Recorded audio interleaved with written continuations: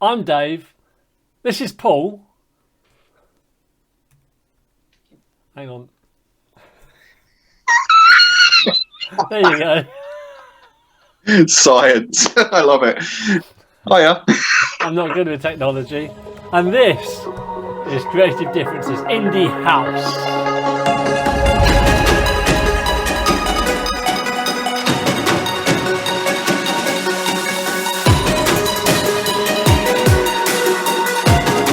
Have you ever thought about creating a comic?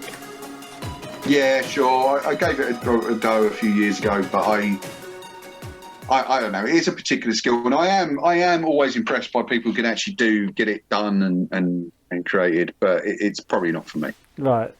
And also, I think increasingly, I like a lot of the creative stuff that the culture around comics throws up, Okay. rather than the direct nature of, trying to produce something on a monthly schedule. Or, that's probably not for me. So what sort of comic? I have enough trouble, getting my website done to any kind of bloody deadline.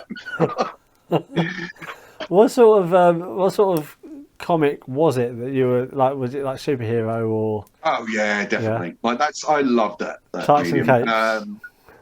Yes, and I love indie comics. I love all kinds. Really, there's no. I haven't met a genre that I don't like.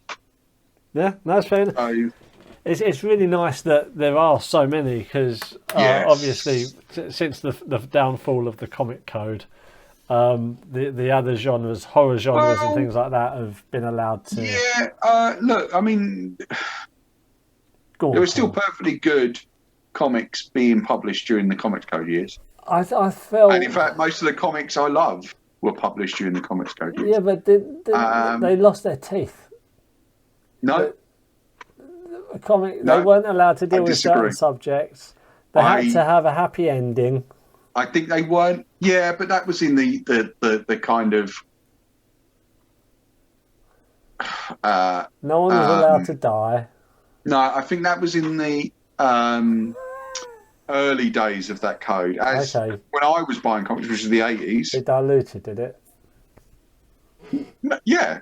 Okay. Like that code had been done. Look, one of the comics that always made an impression on me, and sticks with me to this day, and I think is still one of the greatest comics I've ever read in my life. And every few years I do reread it because I'm shocked at how dark it was at the time. There was a Deadshot miniseries, so the guy from the Suicide Squad, Floyd Lawton. And it spun out of John Ostrander's Suicide Squad series, which was running at the time, which is staggering stuff, very dark, if you like that sort of thing. And that featured things I had never seen before in comics. Okay. And it's an incredible. And if you can find it, it's called Deadshot Beginnings. Okay. You can find it in trade. I would say buy it. Or if you find the 4 issues, don't sleep on it. I'm doing that with a bloody brush again. Don't sleep on it. Buy it. Okay. Because it's staggering stuff. Like, I mean, and at the time, it was when DC Comics ran a badge on the front of their, like a little cover box on the bottom left. I think it was of their covers. It said, DC Comics aren't just for kids. Right. So, of course, you felt like you were getting something edgy. Back when I was 11 or 12 in 1987. And it was edgy. And to this day, it's quite an adult, complex series, and definitely worth tracking down. Deadshot Beginnings. So what happened then for the comic code to? I mean, I know why the comic code got abandoned and everything. I know, to do with Marvel. And well, they didn't abandon it. I mean, they just stopped. The 80s stuff has the Comics Authority. I think the last one was an Archie comic in so I think the original version of the code, and then. But I think because the industry began to self-regulate with, it was mature readers and things like that. Someone in the American government got in touch with Stan Lee and asked him to do a anti-drug story featuring Spider-Man. And I remember. Yeah, and they did it, and the Comic Code Authority said, "We're not giving you the seal. You can't publish this." Yeah, I remember. And they were like, but the government has asked us to do it, and it's anti-drugs. And they're like, it deals with drugs. No. Mm. So they decided to publish it without the seal, and it proved to be one of the biggest selling comics. I think there's a lot of kind of false excitement over comics that are grim and gritty. I like grim and gritty stuff. Yeah. I think what's important in a comic is the same thing that are important in a film. If you're dealing with any kind of drama, which is to take the character and the situation seriously, but perhaps to also understand the absurd nature of the world you're in. Okay. And,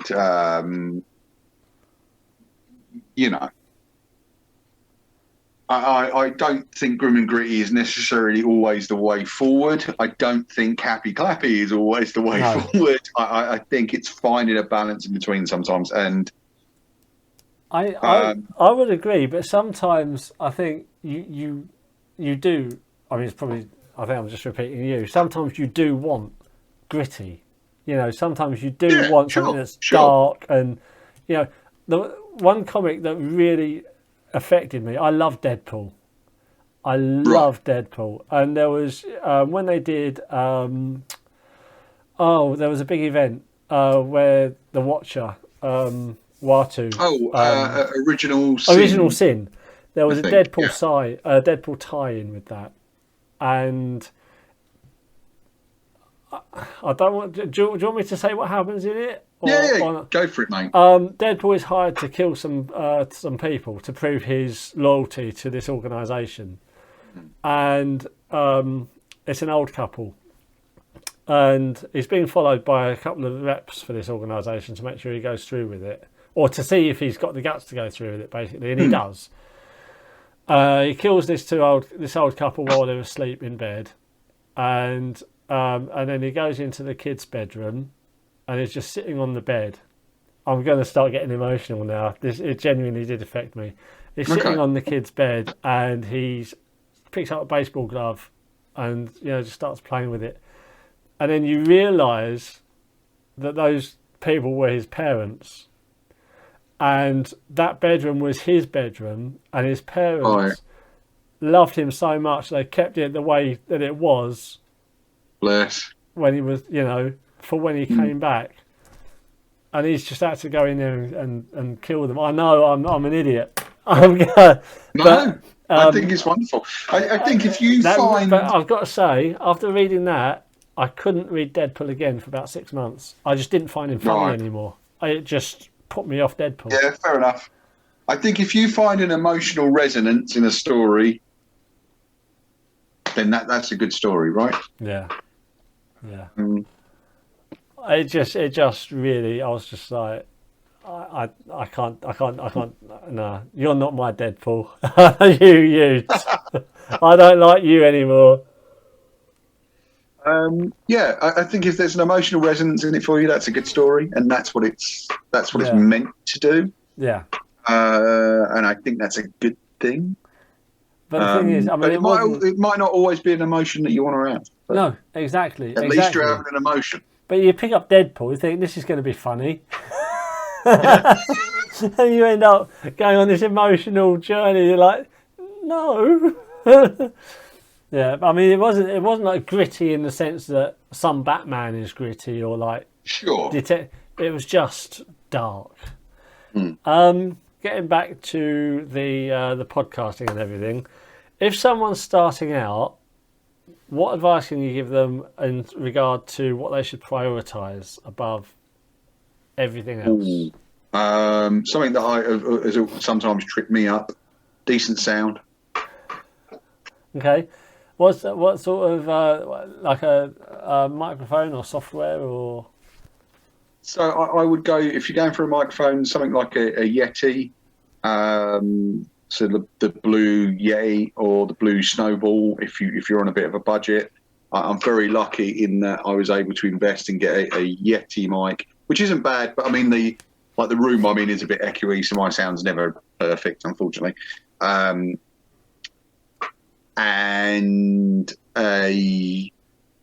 for for recording, I don't know. You know what? Increasingly, I know we're using Zoom now, but I have found great comfort with using StreamYard for YouTube. And all I do is output to a private part of the channel until I'm ready to make it public, and then the show goes up. That seems to work fairly well.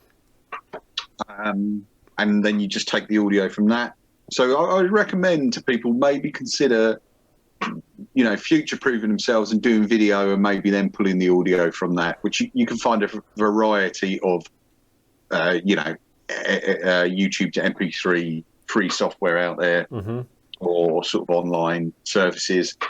I would try and do as much for free as you can, if you're on a budget, and then slowly make an investment in it. If you can see a return there, it is difficult, but yeah, just the best thing to do is pick your subject or your niche, and just always be willing to dive in and go where that takes you, rather than trying to control it necessarily. Yeah. I would say. Also, I just something that's occurred to me on what you were saying. Maybe base your podcast, the subject, the theme of it should be something that you actually care about, rather than something that you think other people are going. Don't go for the big numbers. Go for something that you really care about, because that will come across.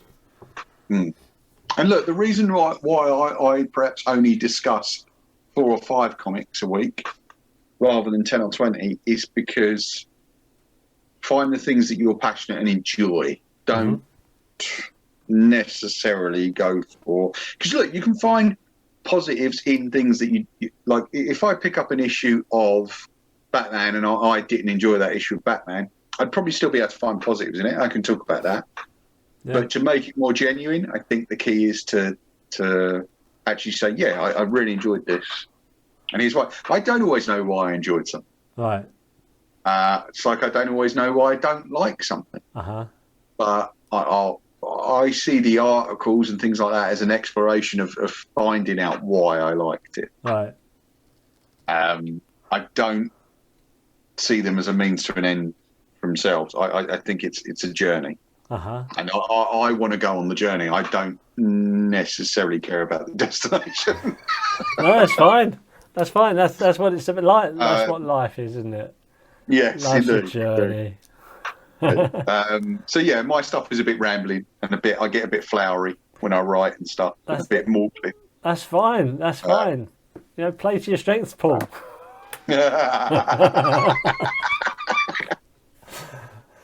Such as they are, yeah. Yes, I think. Yeah, go on. Have you got more? No. I'm good. Okay. I didn't want to stop you in your flow. I think that's answered the next 4 questions that I had, which is brilliant. Because some people, when you're starting a podcast, you do sort of think, what are people going to listen to? Yeah. And you shouldn't. What would I want to listen to? What do I want to spend an hour or an hour and a half talking about that I'm just going to enjoy? I think that's what people should do. Actually, I've just thought of another bit of advice. It's one I never follow, but increasingly I'm going to have to start doing it. It's my own advice. I would say, when you're doing something, you've got a podcast or a video, I would do as much of the social media in advance ready to just sort of copy paste into Twitter and Instagram and stuff like that, and make sure that you're ready with that stuff, because that is a job all in itself. Hire someone else. Hire the money, I probably would, but unfortunately I don't. So what, you have a load of pre-written phrases? No, but I'm saying this is what you mean. But I would say, start getting your stuff ready, depending on the subject. You could use the same, like, for example, one could say, here's a new episode. Another one could say, Yeah. hey, fantastic new episode here. And you could just sort of go between the two, week from or month. Yeah, from I think you can do that, but I think it's better to try and figure out, once you've made the thing and had the interview, figure out what you want to say about that, and sort of preset that stuff and do that, because you will find that the selling of the thing is a job in itself, and it's one of the most time consuming. Yeah. And I wrestle with that every week. I bet. I think the stuff I would do would hopefully be a bit more popular if I kept plugging away, but I don't always. I think the thing is, comics have had a massive comeback lately. Since the I say lately, since the MCU. Well, really, I suppose since X-Men and since the 90s. What am I trying to say? Comics are back. that's it. I think people are more aware of the medium. It's strange though, because we had the 1989 Batman thing, and comics didn't. The Michael Keaton, that whole Batman franchise didn't do a lot for comics. Well, no, but it did a lot for Batman. It did a lot for Batman. I will tell you that the sales of Batman were not amazing. Yeah. Before that film came out. Really. But they were doing interesting stories. And then when that film came out, they went through the roof. Really? I know Batman wasn't the cult icon that he is now. I mean, it was Superman. Superman was the face of DC, whereas now you could argue that Batman is a bigger face of DC than Superman. Arguably the world's most popular comic character. Really? Yeah. Wow. And I think financially, the world's most popular comics. Blimey. Believe it or not. Apart from, I guess now you could argue that the MCU has come along and wiped all that out, and that's fine, But yeah. So the MCU, I think, really sort of put Marvel back on the map, didn't it? It was because they weren't with Disney to start with.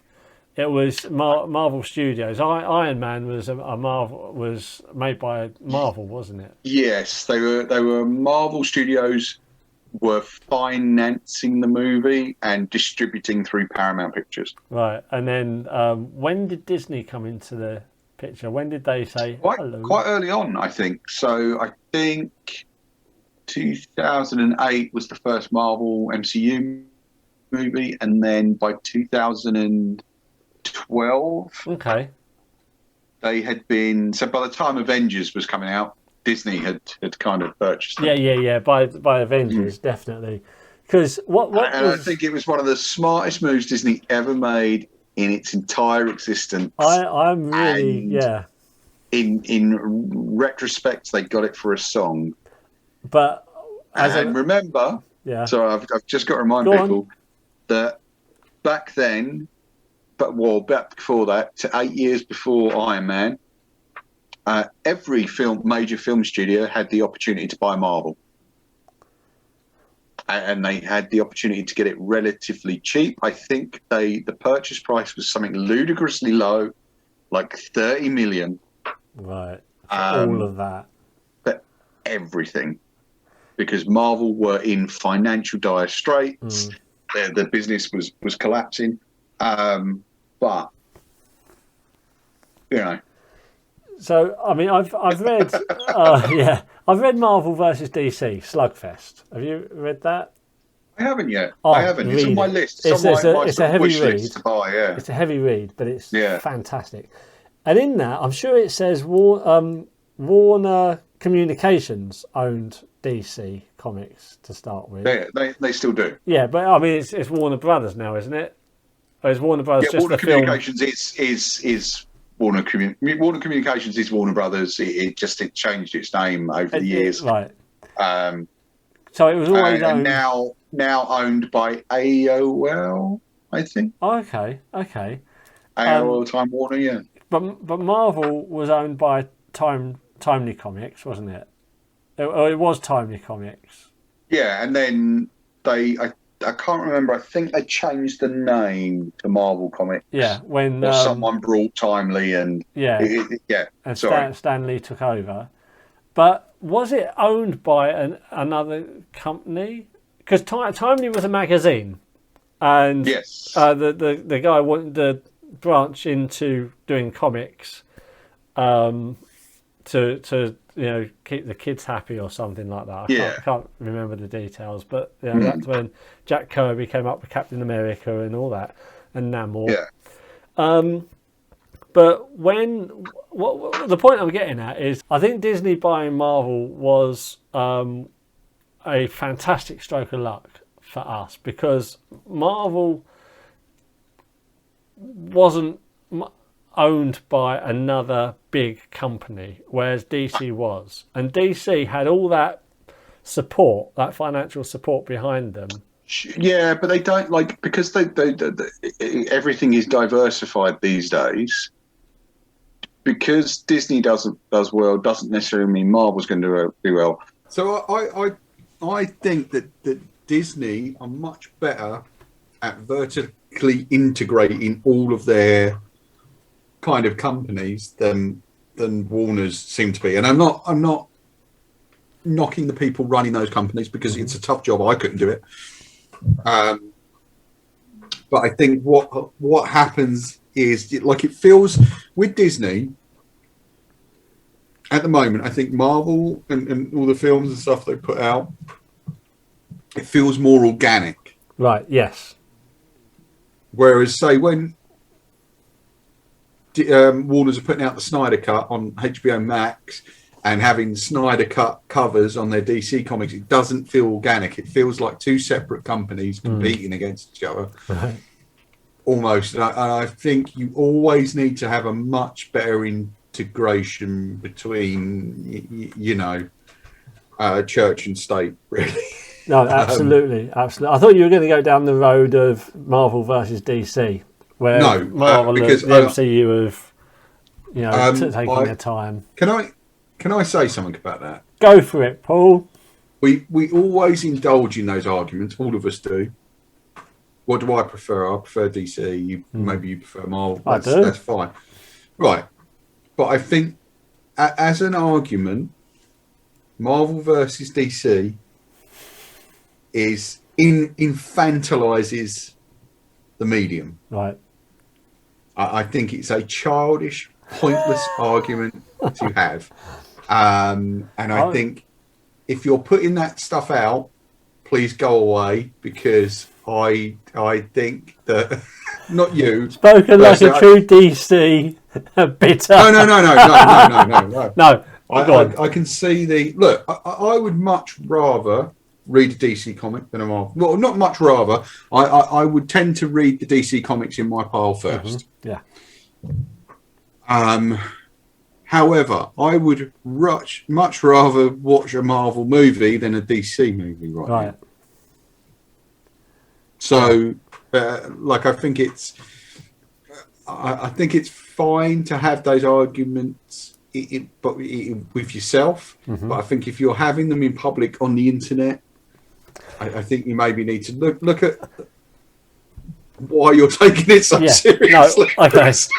my view is, the reason I prefer Marvel is because when I started reading these sorts of comics, DC back then, this is in the 80s, DC were very heavily reliant on text boxes, and there would be a panel.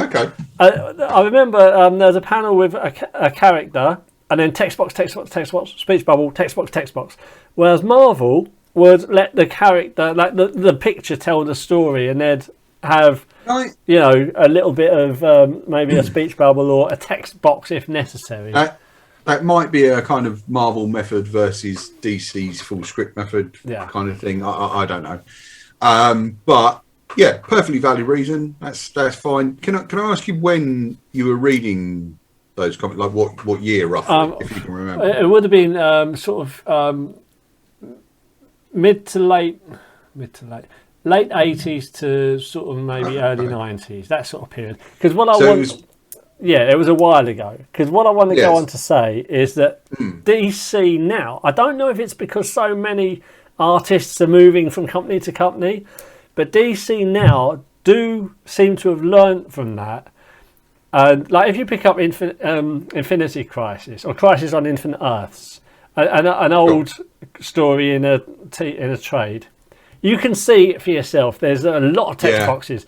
Sure. But nowadays, new DC stories do tend to have more focus on the picture and less text all over the place. I think partly because, especially when you're talking about things like Crisis, they're really relying on contextual information of the wider universe. Right. I always think that to pick up a comic, if you're going to pick up a Spider-Man comic, you do not need to have read 750 issues of Spider-Man. Unless it's the middle of the humbug thing. Unless it's that one. But here's the reason for that. All you need to know is that there's a guy called Peter Parker who got bitten by a spider and has now become Spider-Man. That's all you need to know. And maybe you need to know a bit about Uncle Ben. Maybe. Well, it depends if it's the middle of a saga. Because if it's like the cloning saga, why are there two Peter Parkers running around? But the cloning saga was famous for being out good of old Chris control. Claremont. And in fact, wasn't that story only supposed to run a year? It ran for something like 5. The editor in chief of Marvel had the Spider-Man story and the X-Men stories running concurrently. Chris Claremont was the editor of the X-Men story, the X-Men comics, and someone else was in charge of the Spider-Man comics. And the editor in chief, I don't know if it was Stan Lee, it might have been someone else, Chris Claremont was promoted. And when he realised that both the X-Men comic and the Spider-Man comic were going to conclude the same week, he didn't want the Spider-Man comic to outsell the X-Men comic, so he ordered the Spider-Man team to continue the run. So the X-Men story concluded, and that's why the Spider-Man, the cloning saga, brought in the clone of Gwen Stacy. And that whole thing, because they were told they had to, and that's why a lot of people hate the cloning saga, because they say it ran too long. But that's why. Sure. Marvel, it's in Slugfest, I think. So look, I mean, my point is that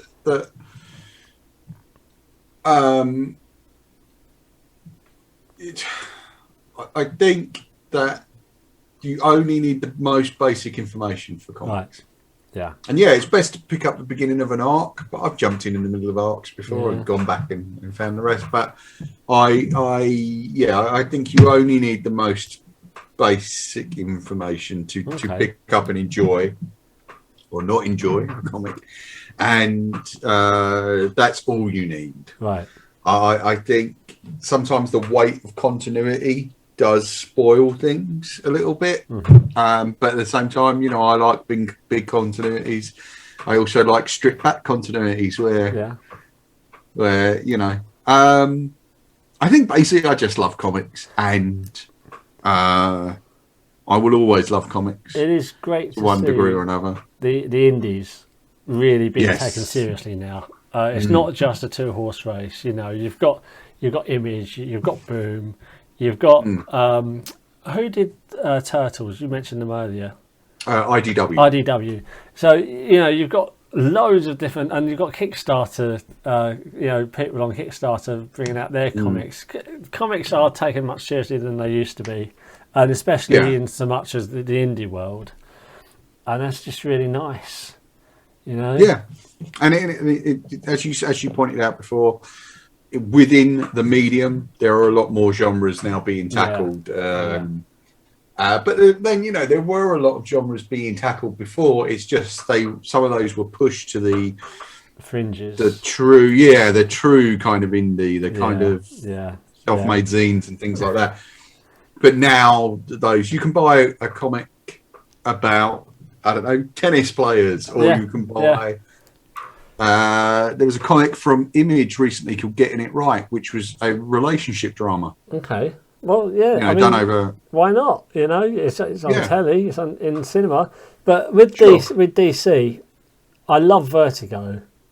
Preacher is one of the best things I've ever read, and I think everyone basically says that. And it's a great series. The Black Label thing is, I don't think Marvel have an equivalent, but Black Label is just some of the best stuff. So Marvel have had equivalents. But they don't anymore. I'm not sure they do, but they don't bring out much on it. Right. So there's Marvel Max, which of course Punisher was sort of really revitalised on by Garth Ennis. There was Icon, which was kind of their creator-owned imprint, where you had Mark Miller's stuff. Okay. Like the original Kick-Ass and things like that, and Wanted, I believe. So yeah, there's there are equivalents. Marvel used to have the Epic line, which was a great I'll line. have to look at these, because I mean this. Well, you can't, like, a lot of it's not traded now and not available. I mean, not on eBay or anything.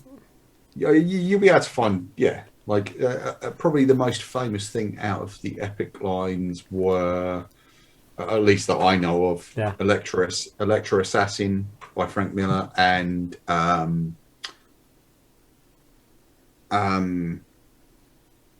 Moonshadow by J.M. DeMatteis. I forget who the artist was. Bill Sienkiewicz was the artist on Electra Assassin. I can't remember for the life of me who did the art.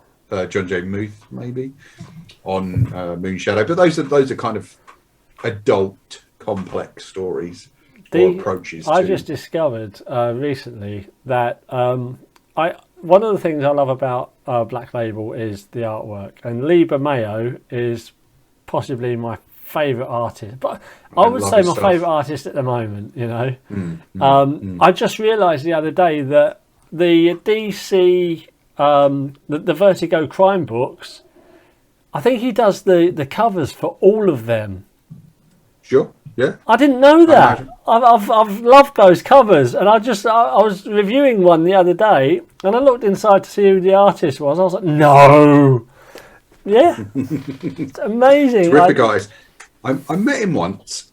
He came into Orbital when I was working there, and he's a very quiet, unassuming person and lovely guy. Didn't call attention to himself. Did not come up and say, "Hi, I'm Libra Mayo." Yeah.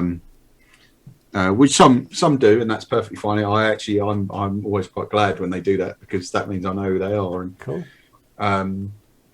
But very, and I kind of went nuts when I totally fangirled because he does my favourite interpretation of Batman. Yeah, his Batman is amazing. It actually looks like leather, that he's wearing. Yeah, and I love all the straps and the Velcro and all that stuff, because it looks like a utilitarian kind of. Apparently, he hates drawing Batman. He says he loves doing the baddies, he loves doing Joker, but he hates drawing Batman. It wouldn't surprise me. He does it so well. But it's so good. He lives in Italy, I believe, Libra Mayo. And I don't know if you know this. I don't know if I'm getting this right. I did an interview with Mike Perkins, who's drawing the new Swamp Thing. That is right. And did I know that bit's right. And he did the Lois Lane series a couple of years back, or last year.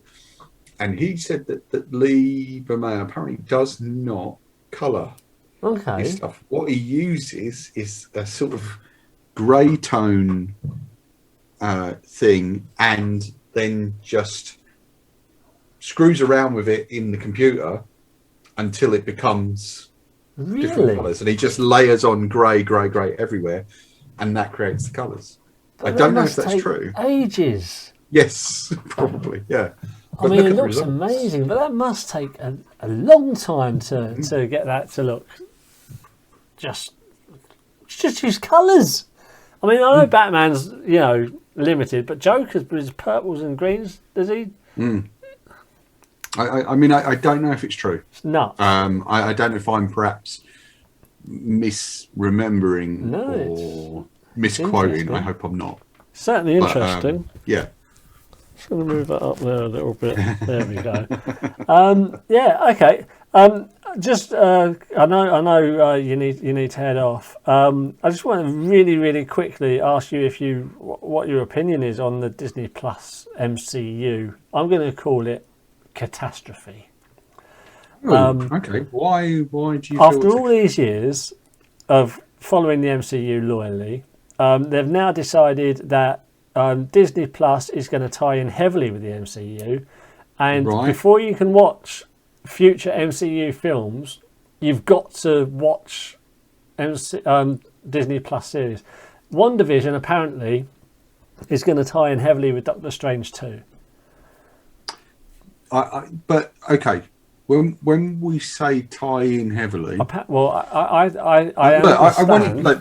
just saying. Look, think about this.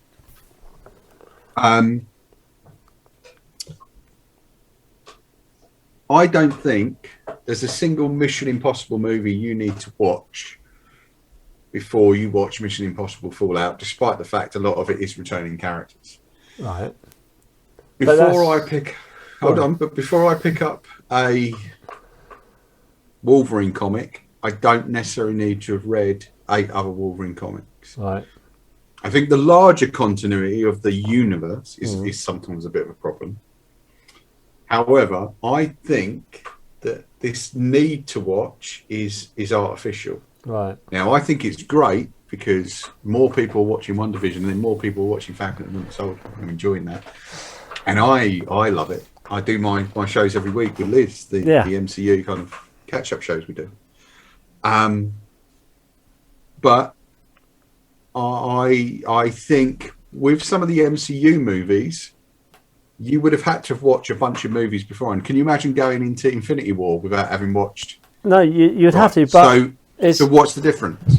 Well, because the films, I can commit to watch a 2-hour film. If I want to go and watch Doctor Strange 2, right? You've got a series of 2-hour films, right? But to have to buy Disney Plus, you can't go and watch that film until you've bought Disney Plus, sat through the whole series of WandaVision. Okay, I understand what you're saying, but take it from the point of the perspective of someone who has been following the films. Because if you've not been following the films, you won't care, you know. David, I think here's the key thing: you haven't got to do any of it. You're choosing to. Now, I don't think there will be a single if you look at Doctor Strange 2 whenever it comes out. I don't know because I haven't seen the film. No. We know it's called Multiverse of Madness. That's as much as we know. We know Sam Raimi's apparently directing. That's as much as we know. But I'm willing to bet there will not be a major plot point that will hinge on you having watched WandaVision. Well, I think there will be callbacks and things that had you watched WandaVision will enrich your experience. Well, this is However, I think they're smart enough to know exactly how to create that film so that you are not dependent on watching that show. See, I want to get the full effect. Right. I want to understand stuff. But the thing is, here's the thing. I was slowly coming around to getting Disney Plus. Okay. Then I found out that I've got to get it if I want to get the full effect of Doctor Strange and future. We don't know how, maybe Winter Soldier series is going to tie in much more heavily with a future film than WandaVision does with Doctor Strange. Maybe the Loki series is going to, have a big effect on Love and Thunder. So, the fact that if it was up to me, if it was my choice to buy it, I'd probably have bought it. But now I'm thinking I'm being forced to buy it if I want to get the full effect. So I don't really want to. I'd rather just not watch the films anymore. I'll watch Spider-Man 3 because I really want to see that. He's my boy. And I want to see Black Widow because that's a prequel, so it shouldn't have any effect on the series. But anything else, I'm just not sure about anymore. Do you ever pick up any recipe cards or recipe magazines from supermarkets? I have in the past. Right. So if it says you have to use Waitrose blacktail hen eggs for this. Yeah. And you think, a bit expensive. I think I'll go and buy the Sainsbury's basic eggs. Oh, I'll buy the basics, yeah. Right. So I think at the end of the day, it's going to come. Sorry, I'm being a bit patronising. I apologise. No, you carry on. I think it's going to come down to I think it's down to personal choice. I do not think that you will absolutely definitely have to have brought that thing in order to get an enriched experience. Okay. Buying, and as anyone who reads comics knows,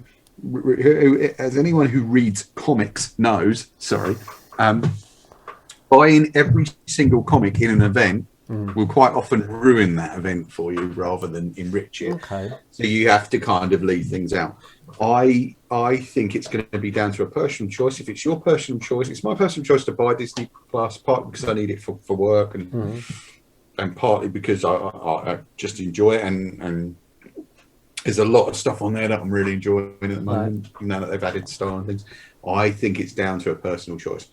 I think you can commit to that $5.99 a month, or you can not. It's not just the $5.99; it's the time. If you're out and you think I fancy going and watch that film, you know, you could, because you're up to date with I'm up to date with the films. I could just go out and watch it. But now you still have to make a choice to whether or not to spend that time in the cinema. 2 hours. I 2 hours or 10 hours watching a TV series, if that's 10 episodes. Okay, so the One Division episodes are around 40 minutes each. Right. So in 2 hours, you could watch 3 hours is three episodes. Nearly. 3 episodes is 3 hours. No. 40 minutes each. They're 40 minutes each. 80. 2 hours. 2 hours. Yeah, 2 hours. This is how my brain's gone. You can watch 3 episodes, so it's like watching. And there's only 8 episodes. Is there only 8? No, two of those came out on the same day. I'm still not. I think it's a personal choice, and if you want to do it, and I think largely it'll be influenced by things like budget. Can I afford to add this channel? I can't. Okay, but you've got to make that choice. It's time constraints. I know you say it's only 2 hours to watch, 3 episodes, but it's still. The only time I really watch telly is I'll stick a half-hour comedy on while I'm eating my dinner. Right, but that's your choice. You choose to do that. And yeah, I think I don't have time to watch things then and there sometimes. But I'm aware that that's my choice. But I see what you're saying. But I think it's it's the idea that you've got to get this to get to watch that. That's But again, I think that's a flawed argument. Okay, well, what we'll do, I'll let you watch it, and then you can give me your honest opinion how much I'm going to miss out on if I don't watch WandaVision. Okay. All right, okay. That's what we'll do. But by then, the movie's not coming out to 2022. You would have got it by then. Probably not. Surely. What do you think? Do you think Marvel should keep the films and the TV series separate? Tell us in the comments. Or do you think they should all interlink? I'm going to say to you now, I think that would ruin the MCU, because the whole point of it is it's one of the world's, it's this large interconnected universe. And we went from, these films are just like a big TV show to, these TV shows are just like a long movie. And it's great. They're playing with your perception and conception of what these things are. I think they know exactly how to get your money. But I think they're able to back it up with the art as well. I do love that it's a shared universe. Yeah. Okay. I do. I just think if the shows were on normal telly that everyone could watch, I'd have no problem with it. I feel it's a bit, let's make some money out of these people, sort of thing. No one does it for free. No one does it for free, my friend. I just think it's going to be a choice. Well, okay. Well, we'll see. Let me know. Let me know how much I'm going to miss out on, and then we'll take it from there. So you're comiccrush.com. Yeah, the Comic Crush. Always the Comic Crush. .com. And it's and like it's a website, and that website will give any visitors access to all of the stuff they want, the shop, the podcast, however, the YouTubes. That if you sign up for the Patreon, there is more content made just for the patrons. We do like a monthly, a sort of 3 monthly comics mail out, which I'm thinking of changing soon to maybe like a comics book club. But I've got to talk to my patrons, and, you know, what happens.